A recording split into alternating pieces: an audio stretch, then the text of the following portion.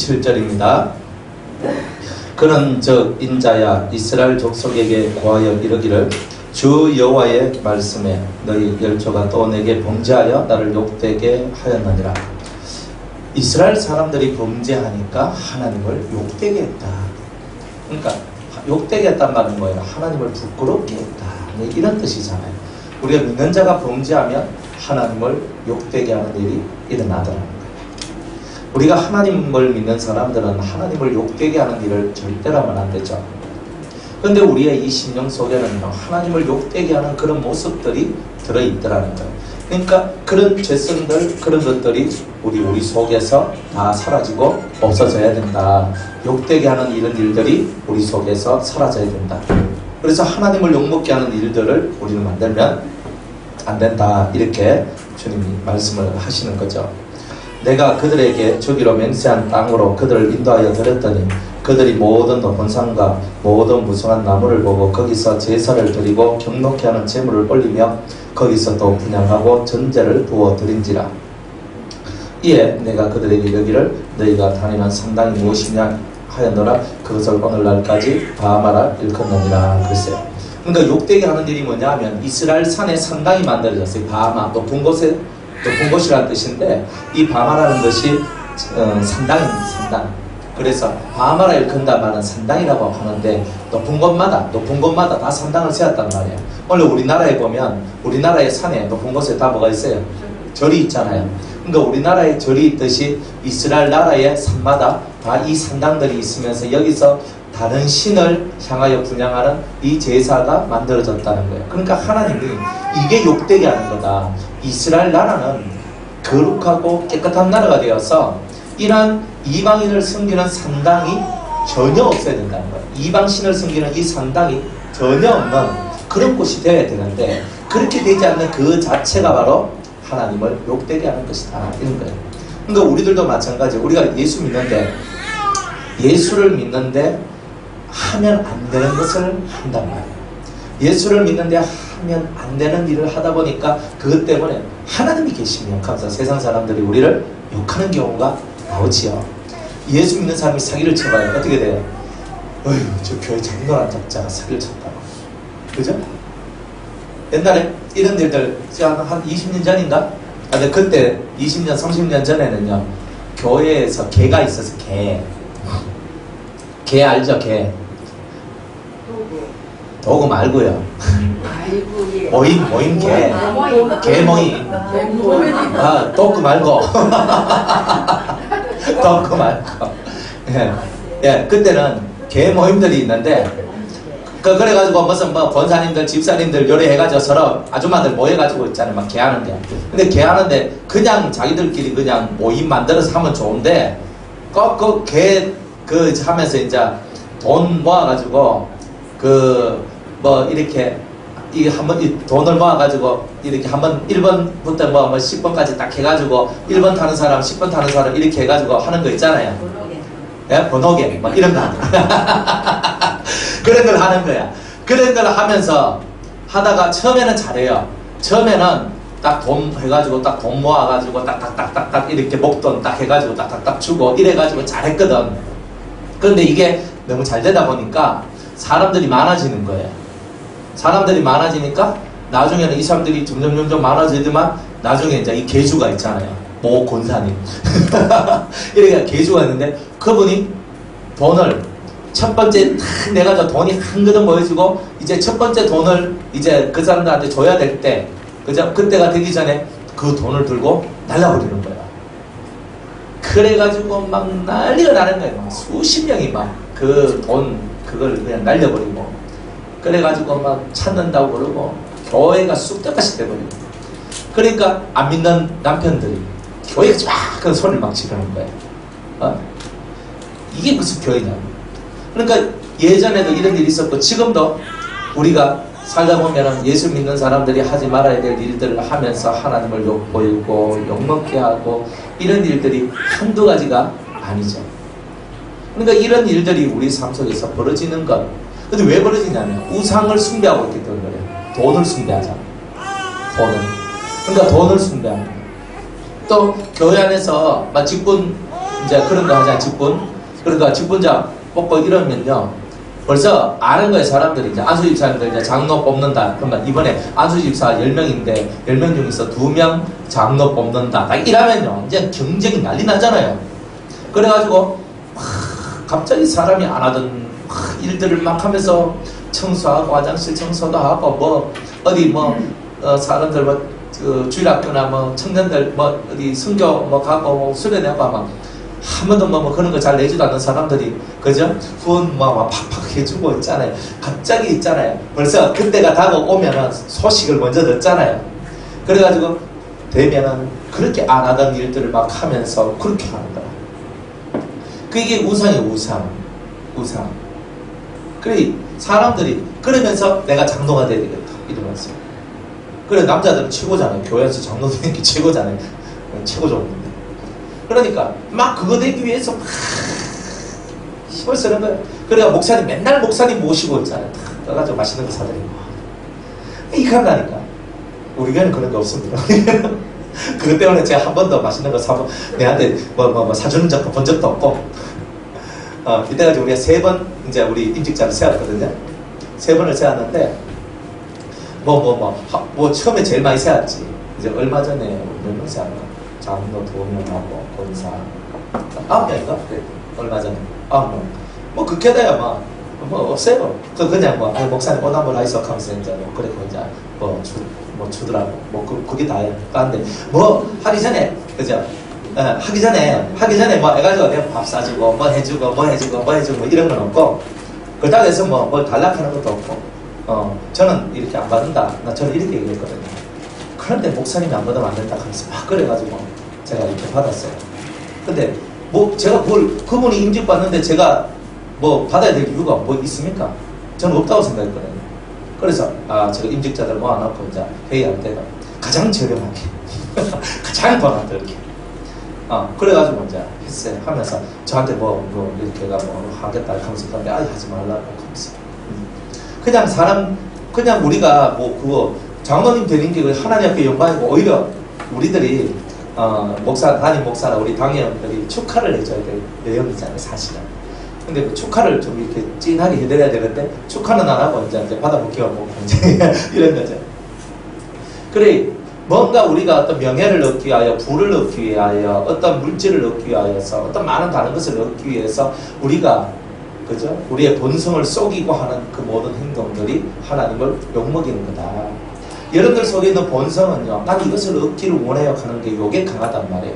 나는 이것을 얻기를 원하는 이 본성이 대단히 강한데 이 본성은 잠시 억누르고 내가 원하는 것을 취하기 위해서 내 본성을 억누르고 내가한테 원래 없던 것을 행하는 거예요. 가식적으로. 그게 바로 하나님을 욕먹이는 거예요.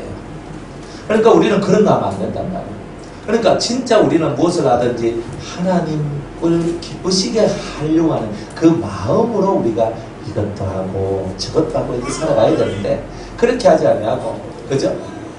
제가 저를 기쁘게 한다. 저야 좋죠. 저한테 돗담을 갖다 주고 옷 싸주고 하면 저야 좋죠. 하지만 하나님하고 뭔 관계가 있어요? 하나님하고. 진짜 중요한 거는 하나님 앞에서잖아요. 안 그래요? 하나님 앞에서 잘하는 사람이 진짜 잘하는 거예요. 그래서 하나님 앞에서 잘하는 거. 그 다음에 또 자기를 키워준 그런 목회자한테 잘하는 거. 이거는 하나님 앞에서의 예의 혹은 사람 앞에서의 예의 이런 것들이 있는 거예요. 또 그런 것들을 행하면서 우리가 살아가는 거죠. 옛날에 우리 교회는 요번 돌아온 주일이 추수감사절이란 말이에요. 그래 추수감사절인데 추수감사절 예배를 드리거든요. 그러면은 추수감사절 때는요, 시다달다 말도 안 하는 사람들이요, 추석이 되면요 과일을 사가지고 막 해가지고 목사님 과일도 있어가면서 막 갖다 주는 기라. 그래 제가 설교할 때 막 셀에 부었고 벌써 우리가 추석 때 그거 하냐고. 근데 우리는 세상 사람은 추석을 명절이라고 하지만 그날은 저주의 날이고 우리의 진정한 추석은 추수감사절이잖아요. 그러니까 진짜 하나님 앞에 감사하고 감사하는 것은 다 그날이 다른 거예요. 그런데 사람한테가 1번이 아니에요. 추수감사의 1번의 의미는 하나님께 있는 거예요. 그러니까 진실로 우리 하나님이 우리를 사랑하시는 그 사랑의 그 크신 은혜를 우리가 높이며 그분을 찬양하며 자 그렇게 정말 하나님 너무 감사하다고 그 감사를 올려드린 그날이 추수감사절이에요. 먼저 1번은 하나님께 드리고 2번은 뭐야? 나를 위해 줬던 그런 사람들. 그럼 저는 제 자식들한테 중고등부 이렇게 있을 때는 추수감사절 때가 딱 되면 항상 너희를 가르치신 담임 그 선생님한테 꼭 너희들이 선물을 드리면 인사를 하라고. 추수감사절 날. 꼭 제가 그렇게 얘기를 하거든요. 너를 위해서 말씀을 전해주고 너를 가르치기 위해서 힘쓴 그런 분들이. 그러면 이제 원장님, 여기 선생님, 뭐 이런 분들 있잖아요. 그러면 딱 해가지고 몇 명 딱 해가 선물을 딱 해라. 그래서 그렇게 제가 가르쳤거든요. 그러니까 항상 사람들이 감사의 마음이 없으니까, 이 감사가 없으니까, 그러니까 사람 소중한 줄 모르는 이런 것들이 생겨나는 거예요. 그래가지고 이제 애들한테 그래 하니까 이제 애들이 가가지고 이제 뭐 선물을 사가지고 막 이렇게 선물을 드리잖아요. 그러니까 어른들은요, 그 나이가 어린 애들이 그렇게 하니까 어른들 마음이 감동을 받는 거야. 그러니까 지는 5,000원 주고 사가지고 쉽게 말하면 5,000원짜리 컵 하나 사가지고 드렸더니 지한테 오는 거는 몇만 원짜리가 몇만 원이 오는 거예요. 이런 일이 또 벌어지는 거라. 그러니까 이게 어릴 때부터 애들을 우리가 제대로 잘 교육하고 가르치면 애들이 자기들이 정성껏 그것을 준비해서 그렇게 함으로 말미암아 자기네들이 하나님 앞에 사람 앞에서 사랑을 받고 복을 받는 일들이 나오게 되더라는 거죠. 하나님을 욕먹이는 게 뭐냐면 하나님에 대한 예의가 없고 사람에 대한 예의가 없으면 다 욕먹이는 거예요. 예수 믿는 사람은요, 예의가 대단히 중요한 거예요. 예의, 예절과 법도라는 거예요. 이게 대단히 중요하잖아요. 그렇잖아요.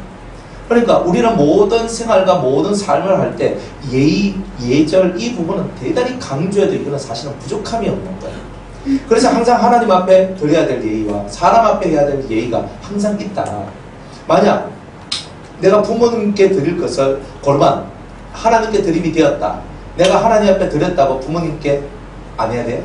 그거 아니잖아요. 이게 무슨 말이냐면 성경은 정확해요. 하나님한테는 하나님께, 사람한테는 사람한테. 정확하단 말이에요.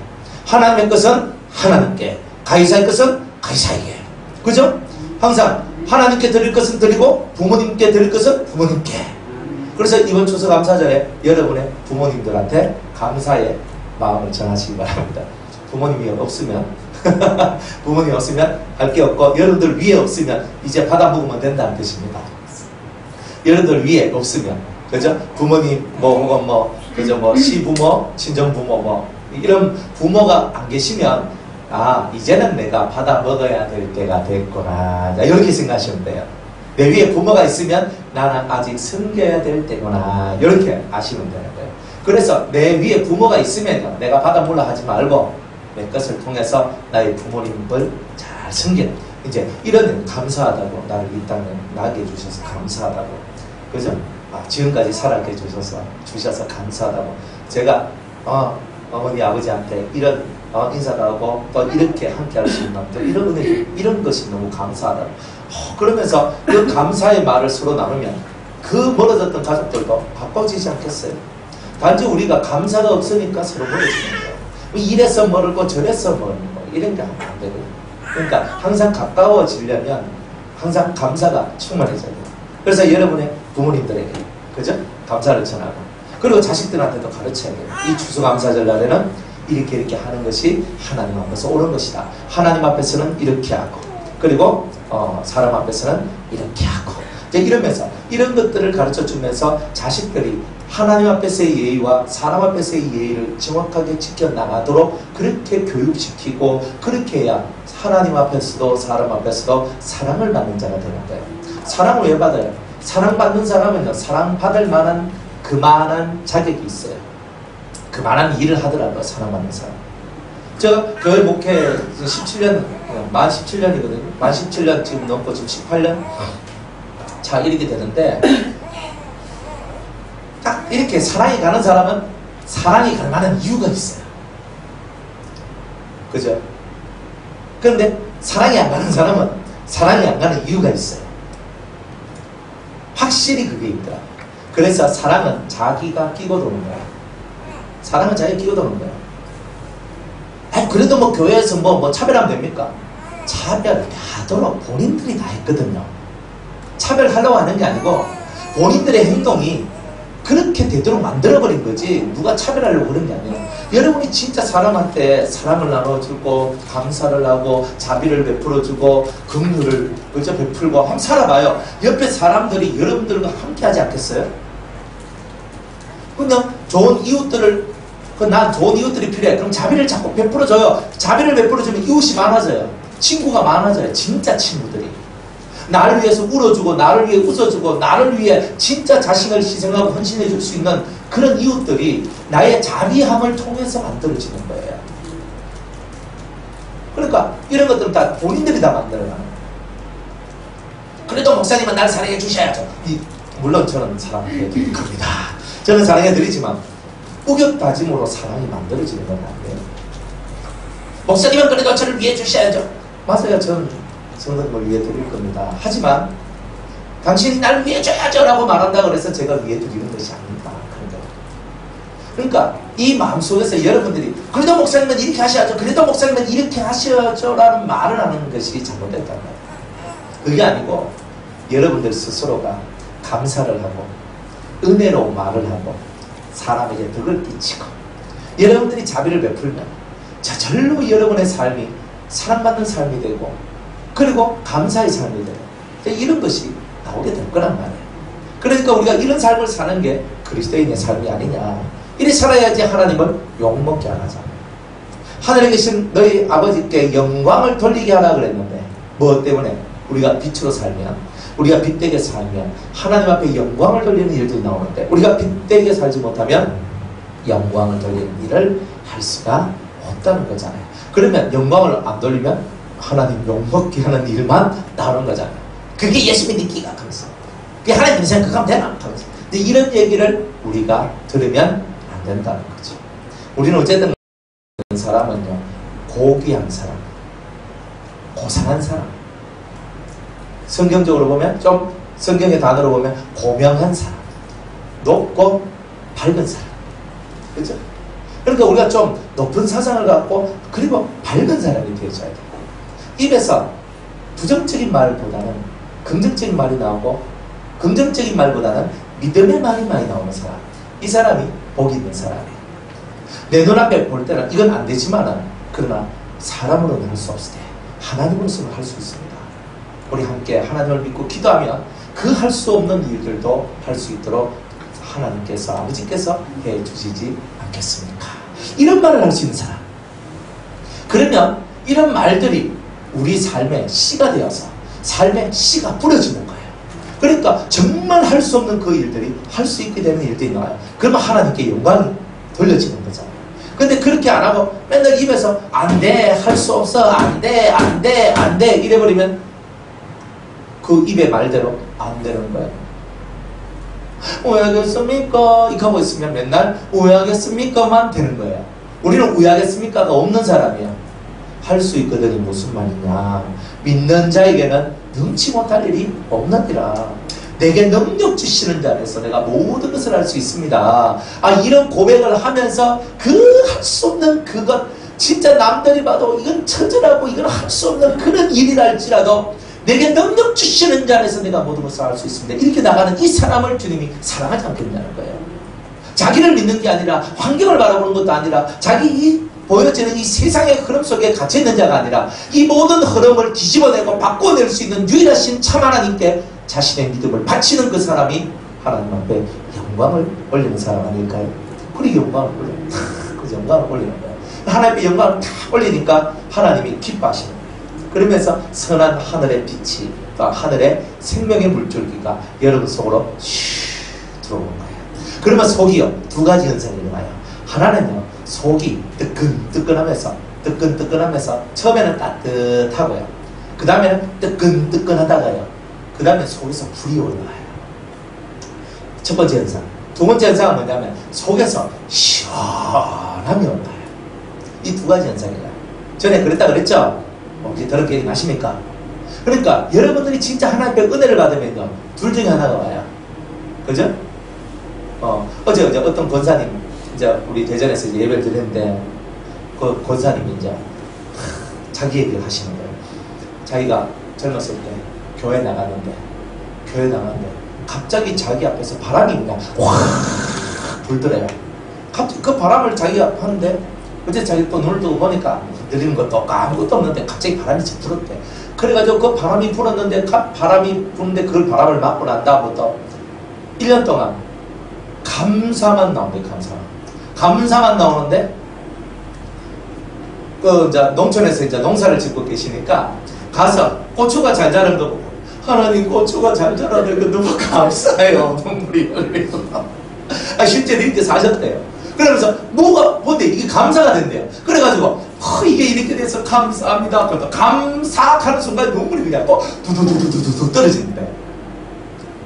그게 은혜잖아요, 그게.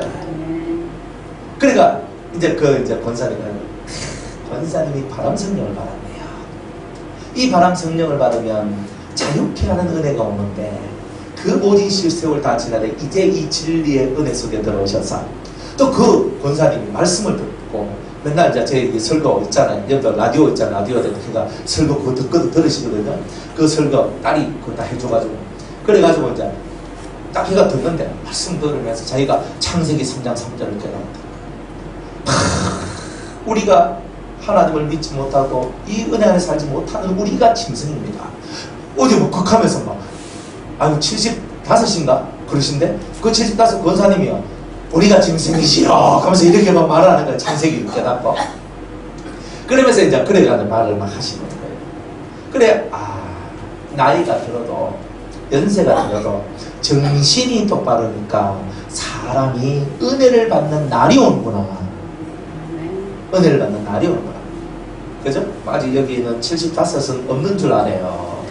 그러니까 75살 할매도 할머니도 은혜가 하면서 그래 은혜가 그래가지고 내가 옛날에는 그렇게 눈물을 많이 흘렸는데 성령 받고 지금은 눈물이 없다면서 그래서 제가 그랬어요. 지금 이렇게만 가시면 얼마 안 있어서 눈물이 펑펑 터질 겁니다. 그럴만 하잖아요. 하나님 말씀을 막 외우고 저한테 막 에베소서 몇 장 몇 장 말씀하시는 거예요. 그래서 제가 은혜롭다. 할매도 은혜를 받는구나. 75살 할매도 은혜를 받을 수 있구나. 아주 좋았어요. 그래서 제가 그분한테 얘기했어요. 제가 목회하면서 최연장자가 성령 받고 은혜 받았는 게 몇 살이냐면 92살입니다. 92살, 90살인가 90살인가 좀 또 헷갈리는데 하여튼 90살인가 92살 할머니인데 머리가 하얘요. 백발, 진짜 백발이에요. 할머니신데 일평생 교회, 큰 교회 권사님으로 계셨어요. 그래 은퇴하고 그 자식들 뭐 미국 가 있고 어디가 있고 뭐 하면 서울에 있고 하는데 엄마는 이제 청송에 양로원에다가 집어넣고 그래 할매가 거기서 사시는 거야. 내가 나쁜 놈들이야 속으로. 그렇지만 그 양로원에 계셨기 때문에 이제 또 이렇게 은혜 받을 수 있는 기회가 왔는데 그래가지고 그 이제 곳에서 제가 3일인가 집회를 했어요. 3일 집회를 하는데 그 할매가 둘째 날에 눈물 흘리며 회개하고 기도하시는 거예요. 그럼 저는 막 기도 막 시키고 그럼 저는 뭐 이제 또 계속 저도 기도하고 극하고 이제 끝마쳤어요. 그럴 때는 그 담임 목사님이 오시더니 목사님 90살 할머니가 성령을 받았다면서 방언을 받았다면서 뭐 이렇게 얘기하는 거예요. 야, 그러니까 제가 그랬어요. 92살 할매도 정신만 똑바르면 하나님의 은혜를 받을 수 있다. 얼마나 은혜로워요. 그러니까 우리는 늦은 거 아니에요. 안 그래요? 은혜를 그리고 여러분들이 받은 은혜는 보통 사람들이 받은 은혜보다 훨씬 더 나은 은혜를 받으신 거예요. 사실은 일반 교인들하고는 상대가 안 될 만큼 여러분들 사실 은혜를 받으신 거예요. 단지 마음의 족함이 조금 부족해서 그런 거고 더 깊이 있게 나가면 더 많은 걸 얻는 거죠. 내 욕심은 이만한데 내가 요만큼밖에 못 받았다는 거예요. 근데 이만큼 받은 것도 사실 큰 거거든요. 일반적으로 보면. 그래서 그 할머니의 얘기를 그 권사님 얘기를 딱 들으면서 참 제가 마음속에 되게 행복했어요. 왜 행복했냐면 나이가 많으나 나이가 적으나 하나님의 말씀을 이해하고 하나님 앞에 엎드려 회개하고 자기를 돌이키며 하나님 앞에 나올 수 있는 이것이 은혜로다 그랬거든요.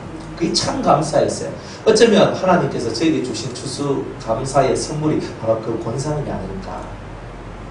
정말 그 추수감사의 그 선물, 하나님께서 네가 이렇게 목회하면서 네가 이렇게 막 사람들한테 뛰어다니면서 말씀 전하면서 나오는 진실한 열매, 저 75살 권사가, 저 권사님이 나의 열매로 이렇게 주님이 인정을 해주시는 것 같은 그런 마음을 받았거든요. 그래서 되게 마음이 행복하고 되게 기뻤어요. 그래서 어제는 되게 그 권사님이 막 얘기했는데 저는 되게 기분이 좋아가지고 생각거리면서 그렇게 서로 얘기를 이렇게 나눴던 그런 기억이 나요. 우리가 하나님을 욕먹게 하겠습니까? 아니면 하나님께 영광을 돌리겠습니까? 우리가 하나님 앞에 드려야 될 것은 뭐예요? 예물이 아니라 진정한 삶의 열매가 하나님 앞에 드려야 될 것이다. 하나님을 욕먹게 하지 말고 하나님 앞에 영광 돌리는 그 삶을 살아야 된다. 적어도 내가 치졸하고 더러운 삶을 살면 안 된다. 치사한 삶을 살면 안 된다. 인간은 자기가 뿌린 대로 그대로 다 받으니까 이 심령 속에서 내가 해야 될 것, 정말 하나님 앞에서 해야 될 올바른 것들을 행하면서 걸어가는. 그래서 내가 당당하면 어떤 사람 앞에서도 당당해질 수 있는 바로 그런 것이 오늘 우리가 하나님을 욕먹지 않도록 하는 그런 것이라는 거예요. 그래서 사람들 높은 곳에다가 우상을 산당을 짓고 신전을 짓고 그곳에서 더러운 신들을 섬기면서 이렇게 살았는데 하나님이 그것을 무진장히 미워하시고 싫어하시더라고요. 30절에 그러므로 너희 이스라엘 족속에게 이르기를 주 여호와의 말씀에 너희가 열조의 풍속을 따라 스스로 더럽히며 그 모든 가정한 것을 쫓아 행함하느냐 너희가 또 너희 아들로 화제를 삼아. 저는 이 부분이 제일 마음이 아파요. 왜 자기 새끼를 불에 태워 죽이는 것을 그렇게 좋아할까 말이에요. 우리 저기 뒤에 우리 예지도 있지만 예지를 만약 그렇게 소한테 그죠? 이래가지고 불에 만약 바치라고 하면요 난리 날 거 아니에요. 그게 예수가 하면서 이래 안 하겠어요? 그런데 이 사람들은요 그 거룩하신 하나님을 믿으면서 자기 새끼를 화제로 드리는 것을 기쁨으로 여기고 그것이 복으로 여긴단 말이에요. 그게 얼마나 엉뚱한 사상이냐. 올바르지 않은 것을 올바르다고 믿고 살아가는 자들의 고통이 뭐예요? 자기 새끼를 죽이면서도 그것이 죽인다는 것조차도 알지 못하며 살아나가는 인생들이 가장 고통스러운 사람의 모습 아닙니다. 죄의 문둥병이라고. 죄를 지어도 문둥병이 걸리니까 감각이 없는 거예요. 자기 자식이 죽어도 내가 감각이 없는 거단 말이에요. 이런 삶을 사는 이런 모습들이 이스라엘 족속들 속에 나오는 거예요. 저는 사람이 죽어가는 거 보면 가슴이 막 찢어지거든요. 뭐가 제일 마음이 아프냐면 저를 욕해도 상관없고요. 저를 이단이라 해도 상관없고요. 저를 미친놈이라 해도 상관없어요. 진짜 나보고 뭐라 하는 것에 대해서는 전혀 저는요. 그 마음속에 아무런 무기가 없어요. 단지 이 성도들이 하나님의 법에서 떠나 하나님의 진리에서 떠나 하나님이 아니 계신 곳으로 가는 것을 볼 때 가슴이 찢어지는 거예요. 다른 거는 문제가 없어요. 그 어떤 것들도 아무런 문제될 게 없어요. 단지 여러분들이 하나님 앞으로 가지 못하고 또 가지 않는 그 모습이 아니면 저는 행복하고 좋을 것 같아요. 그런데 우리의 삶을 뒤돌아보면 하나님 앞으로 간다 하면서도 하나님 앞으로 가는 것이 아니라 엉뚱한 길로 갈 때가 사실은 많이 있더라는 말이에요. 그게 주님의 아픔이 아닐까. 주님의 아픔은 그런 거예요. 진짜 눈물 나게 기도하는 게 뭐냐면 성도들이 성도다워지고 하나님의 진리를 아는 자가 되기를 원하는 거예요. 진리를 알면 생활이 달라져요. 다 달라져요. 진리를 진정으로 알면요. 여러분들 눈빛에서요. 은근한 사랑의 빛이 흘러나와요. 싹 나요. 그죠? 여러분 눈에서 그 진실한 사랑의 빛이 흘러나오기를 바랍니다. 그러면 여러분들 사랑의 눈빛이 나오면 입에서도 좋은 말들이 많이 나와요. 그죠? 오늘 화장빨 정말 좋으시네요. 그죠? 오늘 뭐 좀 득지득지 좀 이상하고 안 좋은데도 근데 너 화장 어떻게 오늘은 더 예쁘게 잘하셨나요? 별것 아닌데 그죠? 아이고 오늘 옷은 왜 이렇게 예쁘게 입고 오셨어요? 맨날 똑같은 옷 입고 오는데 그냥 사랑의 눈이 되면요 맨날 그 사람이 새롭게 보이잖아요. 여러분들이 매일매일의 삶이 새로움의 삶이 되도록 여러분을 만들어가는 것이 신앙인의 삶 아닌가. 제가 좋아하는 한자가 있어요. 신, 일신, 우, 일신하라. 매일매일을 새롭게 합니다. 매일매일. 하루하루가 새로운 날이 되는 것. 그게 은혜자의 삶 아닌가. 어제하고 오늘하고 동일하다. 내 모습이 동일하다. 저는 그거 별로라고 생각합니다. 어제보다는 오늘이 더 나아진 나가 되길 원하는 거예요. 어제보다는 좀 더 밝아진 나, 어제보다는 좀 더 멋져진 나, 어제보다는 좀 더 행복해진 나, 어제보다는 더 사랑이 풍성한 나, 어제보다는 내 마음이 더 자란 나, 어제보다는 내 눈이 더 밝아진 나. 그러니까 어제보다는 오늘이 더 행복한 나를 만들고 더 주님과 가까워진 나를 만든다면, 그것이 매일매일 우리 인생의 숙제라고 느껴진다면 매일매일 주님 가까이 가는 그 일을 우리는 행복으로 여겨지고 하나님 가까이 가지 않겠습니까? 오늘도 우리는 그 가까운 하나님이 계신, 예수님이 계신 그곳, 그 가까운 곳으로 오늘도 우리는 가는 거예요. 한 걸음 한 걸음씩. 그리고 그 주님의 옷자락을 잡으면서 오늘 우리 영혼의 치료를 받고, 그리고 우리의 삶이 회복되는 은혜를 체험해야 되지 않겠습니까? 주님의 옷자락을 잡으면 다 해결되는 거 아니에요? 수로보니까 여인이, 그죠? 혈병 걸린 그 여인이 그 주님의 옷자락을 잡기 위해서 사람들의 손을 막 파고들고 들어가가지고 탁 잡는 거예요. 내가 저 옷자락만 잡으면 내 모든 병이 나음을 받을 것이다. 얼마나 멋있어요. 저 옷자락만 잡으면 여러분 믿음대로 된다니까요. 저 옷자락만 잡으면 목사 바짓가리만 잡아도 나는 구원을 받을 것이다. 그런 믿음이 있으면 바짓가리만 잡아봐요. 그럼 혹시 구원을 받을지 모르지. 그런데 진짜 주님은 뭐라고 얘기하냐면 내 옷자락을 잡는다. 이 여인은요, 주님의 옷자락만 잡으면 내가 나을 것이다. 이게 이 속에 벅찬 감격으로 믿음의 역사가 있었단 말이에요. 그러니까 가서 잡았더니 혈루의 근원이 마른지라 이리 나오잖아요. 여러분의 모든 병이 그 병의 뿌리가 말라지는 역사가 나옵니다. 이거 얼마나 위대합니까? 어제보다 오늘을 더 나은 나를 만들기 위해서 주님을 진심으로 믿고 나아가는 자들한테 주시는 하늘의 은혜가 그런 것 아니겠느냐. 그러니까 오늘도 우리는 감사합니다. 주님 감사합니다. 주님 사랑합니다. 오늘도 저는 믿음으로 주님 앞에 내 심령을 선포하며 살기를 원합니다. 나는 오늘도 내 안에 있는 믿음으로 주님 앞에 나아가기를 원합니다. 이렇게 될 줄로 믿습니다. 그죠? 욕심으로 구하면 안 된다 그랬어요. 믿음으로 구한다 하는데 하나님 로또 복권 이번 주에 될 줄로 믿습니다 했는데 아무리 믿어도 안 되더라고요. 그거는 우리의 믿음은 어디에 기초가 되어 있냐면 말씀에 기초가 되어 있는 거예요. 그죠? 말씀에서 위배된 믿음을 가지면 안 돼요. 그러니까 하나님 내 빚을 내일까지 다 갚아주실 줄로 믿습니다 하고 있는 거, 이런 건 안 돼요. 그죠? 저지르기는 지가 다 해놔놓고 갚는 것은 하나님 보고 다 갚으라 하는 거는 사필 규정이 아니죠. 내가 시작을 했으면 내가 끝을 맺는 거예요. 그러나 내가 끝을 못 맺고 힘이 들고 막 이할 때 하나님께서 힘을 주시고 용기를 주시고 그것을 해결할 수 있는 길을 열어주시는 거예요. 여러분이 맺었으면 여러분이 풀어야 되는 거예요. 이게 성경의 원칙이에요.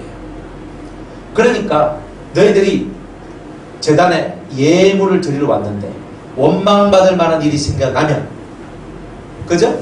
내가 어떤 사람한테 잘못해가지고 원망받을 만한 일이 생각나거든. 그 사람한테로 가서 용서를 구하고 그 사람하고 화해하고 다 풀고 와라. 네가 묶었으면 네가 풀어야 된다는 거예요. 안 그래요? 내가 묶었으면 내가 풀어야 되는데 내가 묶어놓고 하나님 보고 풀어주세요라고 얘기하니까 하나님은 너 그건 네 잘못됐다. 네가 묶었으니까 네가 풀어라 이렇게 얘기하는 거예요. 뭐 어때요 이렇게 하면서 하나님께 찡찡거리면서 울고 나갈 때 내가 너에게 힘을 주겠다. 너가 그 사람한테 다가가서 미안하다고 말할 용기가 없니? 내가 너한테 그 용기를 줄게. 예수의 이름을 붙들고 나아가서 그 사람한테 미안하다고 얘기하라. 그게 이기는 거다. 주님이 가르쳐 주시는 거예요. 내가 잘못했다. 이제 그런 삶을 여러분들이 사는 거예요. 그래서 여러분이 묶었으면 여러분이 푸는 거예요. 뭐 모든 거 다 하나님 다 풀어주세요 한다. 하나님 풀어주는 게 아니에요. 여러분이 묶은 거는 여러분이 풀고 하나님이 묶으신 것은 하나님이 푸시는 거예요. 오케이? 똑똑하게 가셔야 돼요. 사람들이 똑똑하게 못 가면 어떻게 되냐면 자기가 묶어놓고 하나님 보고 풀어달라고 하면 안 되고 하나님이 묶었는데 내가 아무리 풀려도 안 풀리는 거예요. 무슨 말인지 알겠죠? 그러니까 지금 여러분 삶 속에 묶여져 있는 것이 있다면 내가 묶은 것인지 아니면 하나님이 묶은 것인지를 잘 보란 말이에요. 내가 묶었으면 내가 풀어내면 돼. 그러나 하나님이 묶었으면 하나님이 풀어주시도록 우리가 움직이고 기도해야 된다는 거예요. 이해가 가세요?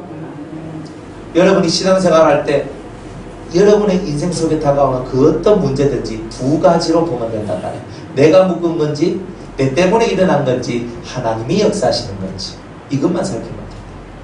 내 때문에 뭐야? 내 죄 때문에 온 것이라면 내가 그대로 받으면 되고 내 죄 때문에 아닌데도 이상한 일이 왔다. 그러면 하나님이 역사하는 거다. 그러면 하나님 앞에 순복하고 순종하면서 우리가 그 시간을 진리에 맞추어서 살면 되는 거예요. 그러면 때가 되면 그 모든 것이 풀어지게 되는 일들이 나오게 된다는 거죠. 자, 이렇게 자기 아들을 화제로 삼아 예물을 드려서 오늘날까지 우상으로 스스로 더럽히는 너희들아, 이스라엘 족속아, 너희가 내게 묻기를 내가 용납하겠느냐? 너희가 이렇게 우상 숭배하고 제멋대로 살고 하나님이 법이 없는 삶을 살면서 나한테 와가 하나님 이거 가르쳐 주세요. 그러니까 하나님이 어디다 여기 있다 하면서 가르쳐 주겠냐? 나는 그런 하나님이 아니다. 나는 이 천지 만물을 창조한 하나님이고 나는 지존하신 하나님이고 나는 법의 하나님이고 나는 진리의 하나님이다. 너희들이 나를 세상 우상과 같이 여기지 말았으면 좋겠다. 그냥 제사상 한 상 차려주면 좋아하는 그런 우상이 아니야. 나는 이렇게 하나님은 얘기하시는 거예요. 그러니까 우리는 그런 하나님이 아닌 진짜 멋진 하나님을 믿고 있는 거예요. 그러니까 우리가 이런 삶을 살면서 하나님요, 제가 지금 이런 환경에 있는데 지금 어떻게 하면 좋겠습니까? 하나님 답 안 줘요. 또 답은 하나가 있어요. 네가 약이다. 이런. 그리 하나님 앞에 나아가는 자들은 정확해요. 나 주 여호와가 말하노라. 내가 나의 삶을 두고 맹세하노니 너희가 내게 묻기를 내가 용납지 아니하리라. 묻지도 못하게 하겠다. 주님은 항상 내게 나와 변론하라, 내게 물으라 얘기한단 말이에요. 너희가 우상을 섬기며 사는 너희들한테는 물을 저격조차도 나는 주지 않겠다. 이렇게 얘기하시는 거예요. 뭐 물어? 뭐 인생이 뭐 어떻다고? 묻지마. 살아. 이렇게 얘기하는 거예요. 그리고 우리는 항상 우리의 인생 속에서 하나님 앞에 물을 것이 뭔지, 그리고 하나님은 어떤 사람의 기도를 받으시는지 정확하게 여러분들이 이해하고 살아가야 된다. 이 대단히 중요한 문제입니다. 여러분이 아무리 물어도 하나님이 대답지 않는 것은 다 그만한 뜻이 있는 거예요. 아무리 물어도. 그런데 하나님께서 여러분들에게 응답을 주신다는 것은 하나님이 여러분들에게 풀어졌기 때문에 그런 거예요. 응답은 풀어진 자한테만 주는 거예요. 하나님이 꿍 하고 있을 때는 응답이 없습니다. 그런데 하나님 마음이 풀어지면, 그죠? 여러분 마음이 풀어지면 하나님 마음도 풀어져요. 속에 꽁한 거 없이, 옹졸한 거 없이, 그죠? 그렇게 사시기 바랍니다. 사람은 옹졸하면 안 돼요. 이 말에도 걸고 저 말에도 걸고, 우리 쏘가지 못된 사람들 그런 거 있잖아요, 그죠? 무슨 말을 해도 다 걸어버려요. 좋은 말 해도 걸고 안 좋은 말 하면 더 걸어버리고 이런 거예요. 무슨 말을 못해. 또 말을 안 하면 안 한다고 걸고 하면 한다고 극하고. 이야, 진짜 사람들이 옹졸한 사람들 보면은 감당이 안 돼요. 그리 여러분들도 그런 옹졸한 마음을 가지면 안 되고, 말을 하면 해서 고맙고 말을 안 하면 안 해서 더 고맙고. 그러니까 우리는 이 모든 삶이나 생활 속에서 감사할 것을 좀 찾아 나가며 살면 여러분들의 신앙생활이 참 복될 것이다 하는 거예요. 그래서 이번 남아있는 이 한 주간 여러분들 감사로 여러분들 물들이시기 바랍니다. 저희 교회는 이번 주에 드리지만 다른 교회는 11월 셋째 주에 보통 드리잖아요. 그러면 여러분들이 그런 하나님 앞에 추수감사의 기쁨과 감격스러운 그것들을 하나님 앞에 올리세요. 정말 감사하다. 그 어떤 예물보다 더 중요한 예물은 여러분들 입술에 찬양들, 찬미. 입술에서 하나님 감사합니다. 하나님 감사합니다. 하나님 감사합니다. 그렇죠? 입술에서 하나님 감사가 넘쳐날 때 하나님이 기뻐하시는 거예요. 하나님이 여러분들한테 그렇게 물질을 요구하는 게 아닙니다. 하나님이 정말 여러분들한테 요구하는 것은 여러분 입술에 감사를 사실은 더 요구하시는 거예요. 그래서 더 하나님 감사합니다. 하나님 감사합니다. 이 감사가 넘쳐나는 이 사람한테는요, 네가 무엇이든지 물어라. 그럼 내가 다 대답해 줄게. 뭐 이런 거예요. 저도 사람들이 와서 기도 뭐 해달라고, 뭐 꿈 해석해달라고 하고, 환상 해석해달라고 뭐 이래 하잖아요. 하는데, 어떨 때는 제 머리가 띵 하면서 막혀버려요. 딱 막혀버려요. 이거 뭐지? 이런 적 별로 없는데, 왜 이렇게 띵 막히지? 그러니까, 어떨 때는 하나님께서 그 사람한테 뭐 그런 거 말해주지 마라. 가르쳐주지 마라. 아예 뭐 어떨 때 생각도 안 나요. 무슨 얘기를 하면요, 앞에 거 자 또 그 뒤에 거 넘어가면 앞에 거 다 까먹어서요. 그래가지고 또 들려주세요라고 말하기가 좀 미안스러워가지고 그냥 하나님께서 보통은 들으면 다 기억을 하는데 기억도 못하게 만들고, 그러면서 이제 자꾸 잊어버리게 만들고, 생각도 안 나게 만들고, 해석도 못하게 만들고, 이런 거예요. 그러다가 나중에 보면 제가 해석을 다 하고 있는 거예요. 아, 그때 내가 이렇게 해줘야 되는데 왜 그때는 생각이 안 났지? 딱 이러는 거예요. 좀 더 이제 기도해보면, 그 해석해주면 안 되는 거였구나. 그래, 하나님께서 성령을 통하여 내 머리를 딱 잡아보는 거예요. 막아놓고. 그 머리를 딱 막아보니까 입도 딱 막혀지잖아요. 그렇구나. 그때는 그런 말을 하는 게 아니구나.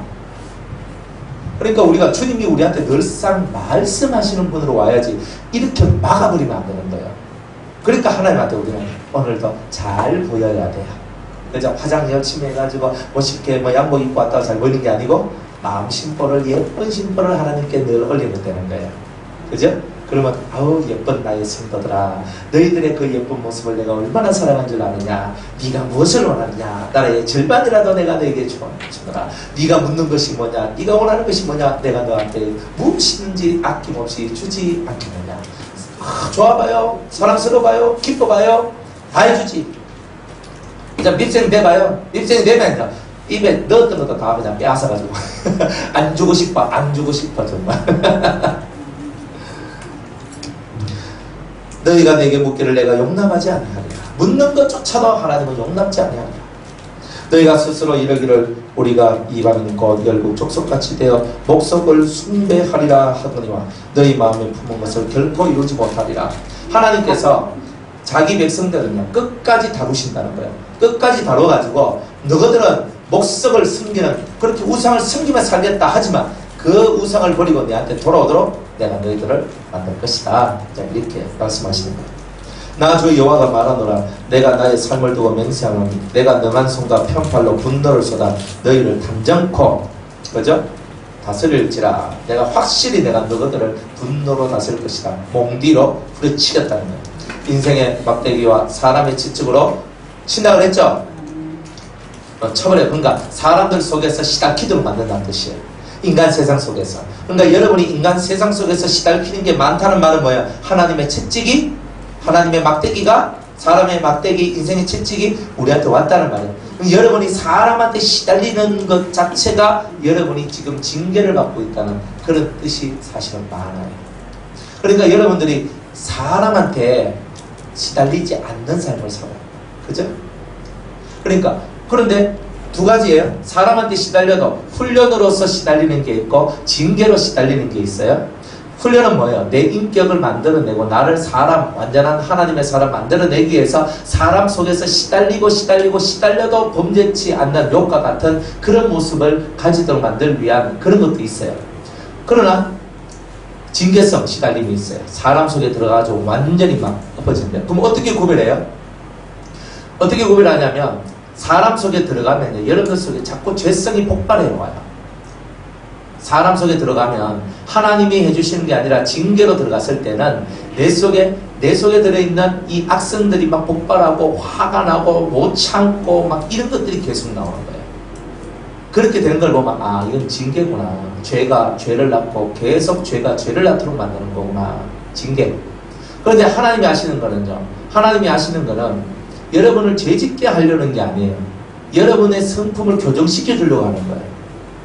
그러니까 여러분들이 그것들을 이해하고 깨달을 수 있는 그 깨달음의 어떤 힌트들이 여러분의 삶 속에서 나와요. 아, 하는 거, 이런 거 있잖아요. 아, 이것 때문에 주님이 내한테 이렇게 하시는구나. 아, 요거 고치라고 주님이 이렇게 하시는구나. 요런 깨달음이 오면 하나님이 주시는 거예요.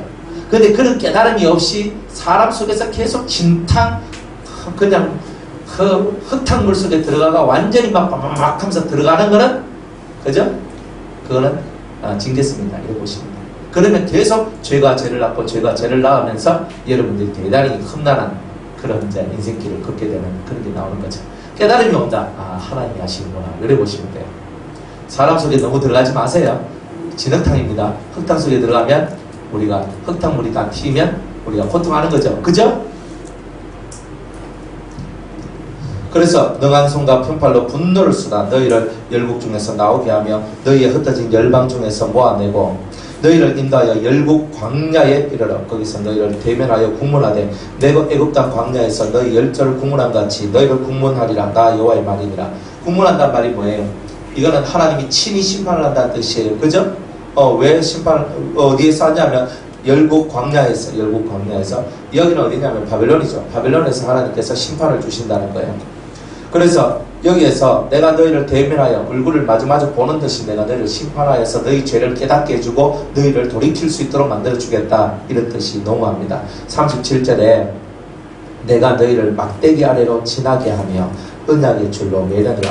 막대기 아래가 뭐냐면 그 짐승을 셀 때 막대기 아래로 지나가게 해요. 그러면 한 마리, 두 마리, 세 마리 가다가 이제 11조 드릴 때는 10번째 소나 양이나 염소를 탁 빼내요. 그죠? 빼내가지고 이제 11조를 하나님께 바치잖아요. 그러니까 막대기 아래로 지나게 한다는 말은 그 한 사람 한 사람을 하나님 그 숫자를 다 헤아린다는 뜻이에요. 그 사람 한 영을 다 헤아려서 한 영혼도 잃어버리지 않도록 내가 그렇게 신경 쓰겠다는 말이 바로 이 말씀이에요. 언약의 줄로 매련이야. 언약 안에서 하나님의 언약 안에 있으면 보호를 받거든요. 내가 너희를 그 언약 아래에서 보호시켜 주겠다. 이런 거지. 너희 가운데서 패역한 자와 내게 범죄한 자를 모두 제하여 버릴지라. 잘 봐요. 너희 가운데서 패역한 자와 내게 범죄한 자를 모두 제하여 버릴지라. 누가 제하는 거야? 누가 제하는 거야? 하나님이 제해 주시는 거예요? 아니면 우리가 제해야 되는 거예요?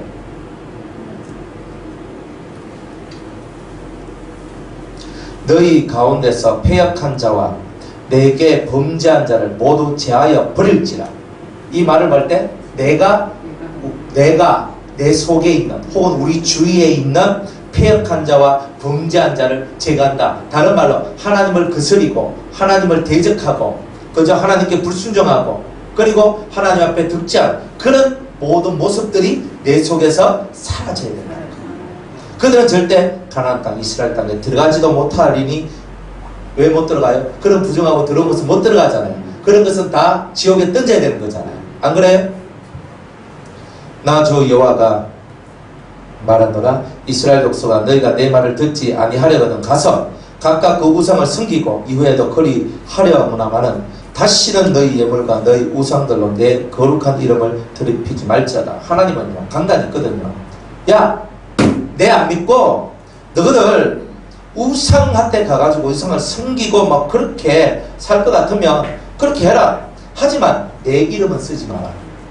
쉽게 말하면 내 이름은 쓰지 마라. 우상 섬기면서 여호와를 섬기는 게 다 익하고 있는 거예요. 자기의 욕망을 따라서 막 하면서 이것이 하나님을 섬기는 것이라. 맨날 돈이나 뜯어내고 맨날 돈 벌고 자 그렇게 살아가는 거죠. 40절에 나 주 여호와가 말하노라.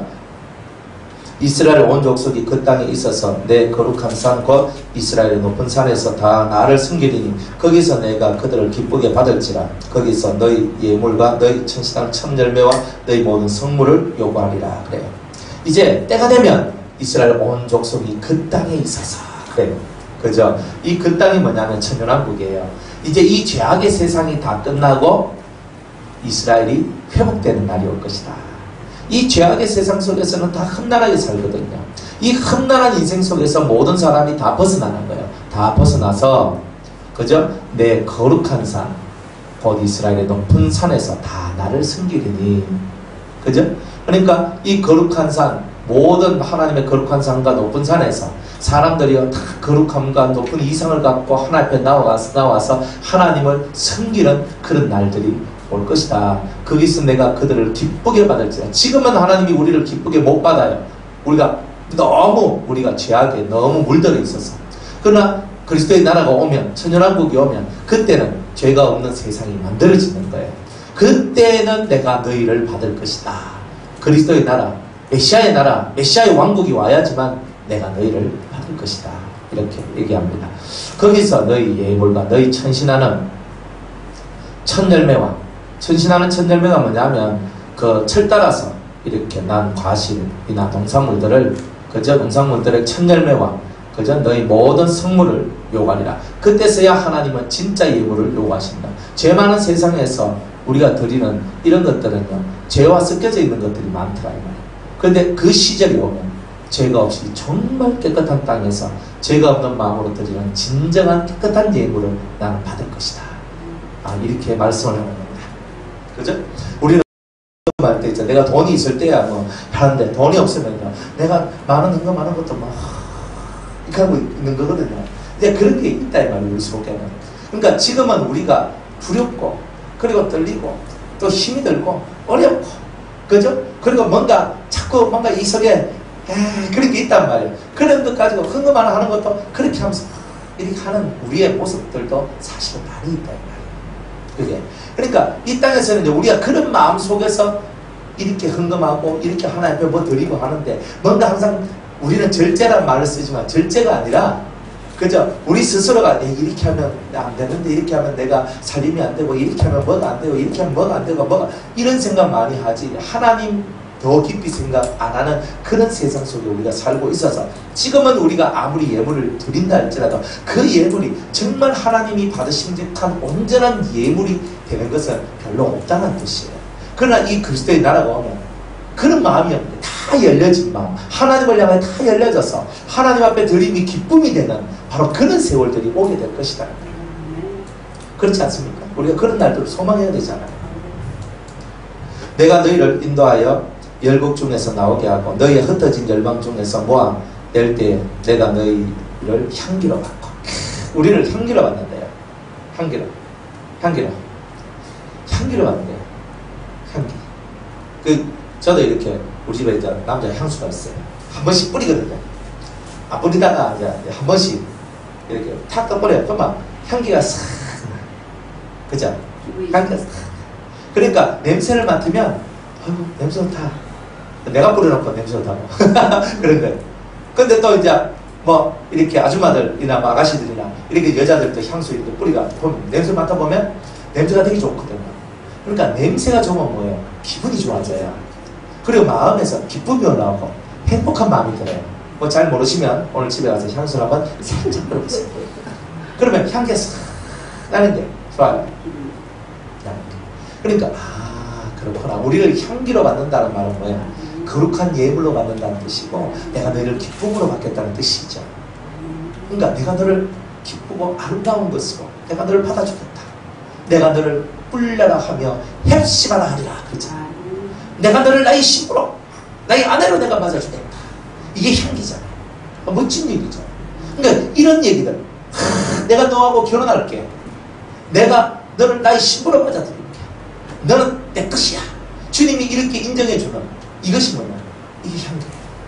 주님 앞에서 우리의 모습이 향기가 됩니다. 주님 품에 모략 향단과 같이 다 품속에 넣어 다니는 함께하는 그런 존재. 그게 바로 향기예요. 여러분들 향기가 돼야 되지 않습니까? 여러분들도 진짜 향기가 나가요. 옆에 있는 사람들이 여러분들 끼고 삽니다. 뭐 어리가 근데 뭐 집사님 같이 가요. 권사님 같이 가요. 목사님 같이 가요. 계속 이렇게 합니다. 향기가 납니다. 향기가 안 나면 어때요? 같이 가자 해도 내가 바쁜데요. 같이 안 갑니다. 그러니까 여러분들 속에 향기가 나면 같이 가자 하면 같이 가요 이 나오죠. 근데 같이 가자 하는데 뭐 먼저 가세요. 너무 바빴어요. 뭐 이렇게 하면 향기가 안 난다는 뜻이에요. 실제로 바빠서 진짜 그래서 그러면 상관없는데, 그렇지 않는 경우는 이런 일들이 나온단 말이에요. 여러분들 속에 향기가 나와봐요. 여러분들 속에 향기가 나오면 옆에 사람들이 여러분들 막 그저 붙여가지고 집사님, 장로사님, 나 같이 가요. 같이 함께 선생님 같이 예배 드려요. 같이 기도해요. 집사님 같이 기도해요. 같이 예배 드려요. 이것이 저절로 나오잖아요. 그래서 전전화국 때는 주님이 우리를 뭘로 받는다? 향기로 받는다는 거예요. 좋죠? 그죠? 우리 아버지가 나이가 연세가 많이 드시니까 몸에서 냄새가 나요. 80 넘고 90이 되셨는데 아버지 방에 딱 들어가면요, 냄새, 노인들 냄새 있잖아요. 저 노인 요양원 같은 데 가면 나는 냄새 있잖아요. 근데 그 냄새가 있어요. 노인들한테만 나는 냄새들이 있어요. 언젠가 나도 날 건데, 그죠? 그런데 아버지 방에 탁 들어가면요, 그 냄새 탁 나는 거예요. 아무리 해도 이거 안 지워져요. 락스가 칠하고 막 빽빽빽 하고 막 아버지 목에 맛있게 해가지고 있잖아요. 이거 뭡니까? 그 바디 클린저 뭐 이거 해가지고 막 몸에서 향수 나는 데가 막 빡빡빡 씻어가지고 막 했어요. 아, 이제 막 되겠지. 그러니까 막 여기 샴푸도 향기 나는 샴푸 막 해가지고 했어요. 해가지고 몇 시간은 괜찮아요. 근데 또 지나면 또 냄새가. 이게 죽음의 냄새구나. 이게 죽음. 하세요.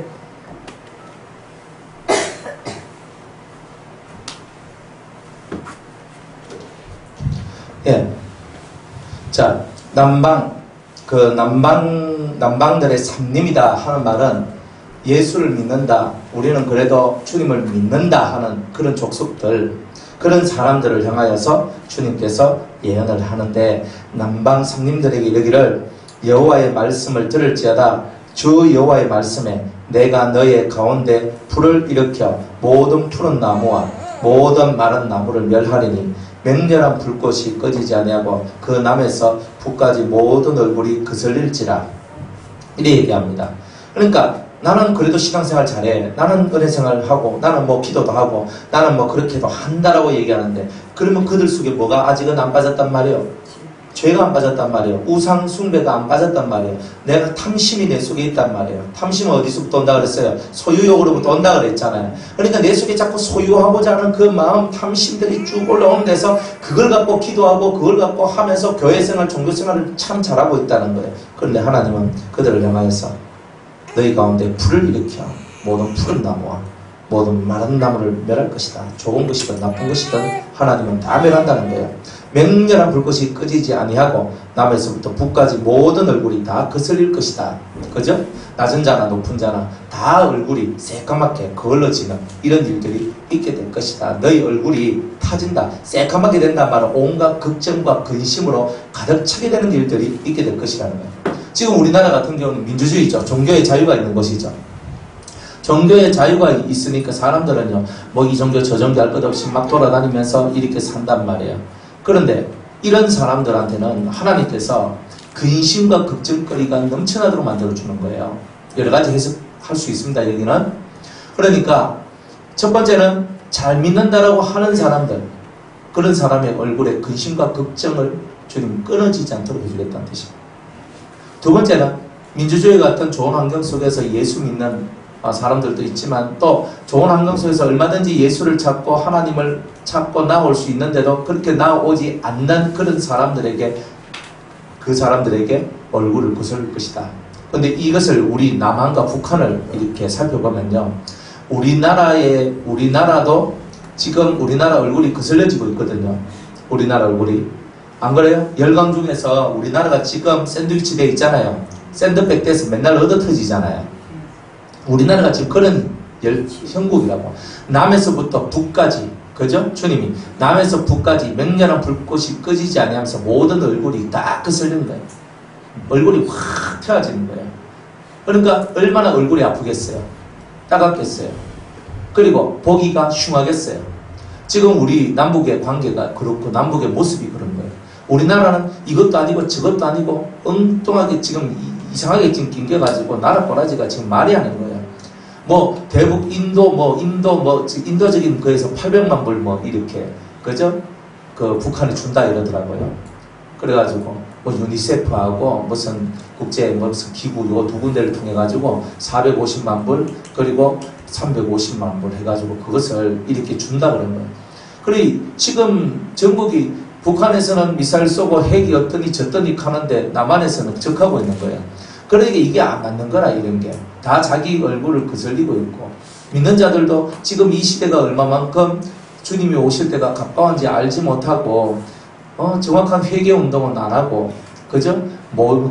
그냥 모임만 먹고 마시고 살아가고 그냥 자기의 이익과 유익만 위해서 살아가니까 결국은 그들 얼굴에 걱정과 근심과 수치와 부끄러움으로 가득 찬 그런 날들이 오게 될 것이라는 거예요. 그러니까 이 나라가 지금 대단히 심각하다.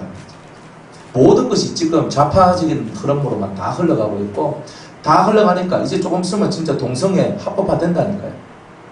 동성애 합법화 되고 동성애의 어떤 그 모든 것부터 해가지고 뭐 차별금지법 무슨 법 이제 앞으로 이제 이거 통과될 일이요.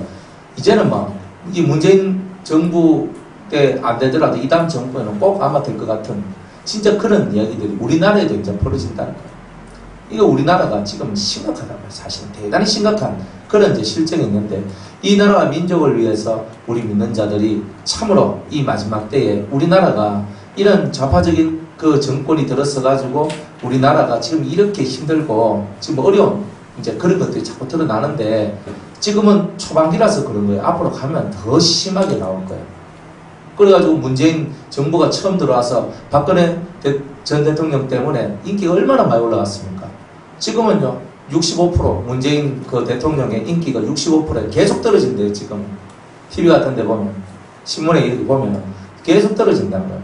계속 그 사람이 하는 행동이나 이런 것이 선심성 정책이 많은 거지 진짜 수많은 돈이 들어가야 될 얘기에 대하여서 그냥 다 가려우고 지금 사람들한테 입만 맞춰주고 있고 그리고 자기 마음대로 이 남북 간의 모든 문제를 이렇게 끌어가고 있는 거예요. 대단히 걱정이 많이 돼요. 그래서 이 좌파 정권이 지금 5년인데 앞으로 이 다음에 또 좌파 정권이 들어온다면 10년 정도면 우리나라의 교육 체계가 다 바뀌어질 수 있어요. 그러니까 대단히 무시무시한 얘기죠. 그래서 걱정이 되더라고요. 저는 별로 이렇게 정치나 이런 데 관심이 없어서 잘 안 봐요.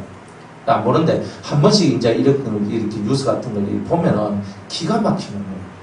기가 막히는 거예요. 그러니까 우리나라 군수 산업 무기 만들고 이런 데는 돈 10원도 안 주면서 북한에 뭐 만드는 데는 돈을 수백억을 주고 이렇다는 거야. 그러니까 이런 일들이 우리나라에서 지금 벌어지고 있는 일이라는 거야. 그러니까 이게 지금 우리나라가 오늘 이 말씀을 딱 보면서 우리나라 얼굴이 지금 거슬려지고 있구나.